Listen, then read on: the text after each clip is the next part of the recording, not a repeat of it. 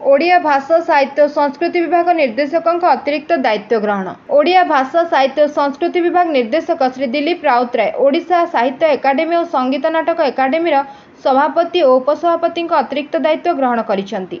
उभय एकाडेमी एही दुई पदवी ग्रहण करथिबा व्यक्तिविशेषଙ୍କ कार्यकाल आज पूर्ण होइथिबारु विभाग परवर्ती निर्देश पर्यंत से एही पदवी रे रहिबे। सेहिबळे ओडिशा ललित कला एकाडेमी सचिव श्री पंचानंद सामलଙ୍କ कार्यकाल आज पूर्ण हेउथिबारु तांको स्थान रे विभागीय उपनिर्देशक श्री देवानंद बरिहांको एही दायित्व रे प्रदान करा जायछि।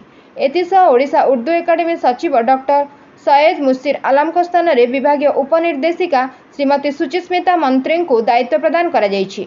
डॉक्टर आलमଙ୍କ कार्यकाल आज शेष होउथिबा दृष्टिरु परवर्ती निर्देश पर्यंत श्रीमती मंत्री को विभाग पक्षरु एही दायित्व प्रदान करा जायछि। आज विभाग पक्षरु विदायी अधिकारी मानक संबर्धना ज्ञापन करा जिबा सह भविष्यत जीवन पाई शुभेच्छा प्रदान करा जायछि। ए अवसर रे विभाग वरिष्ठ अधिकारी माने उपस्थित थिले। Bureau report Ekamani news agency.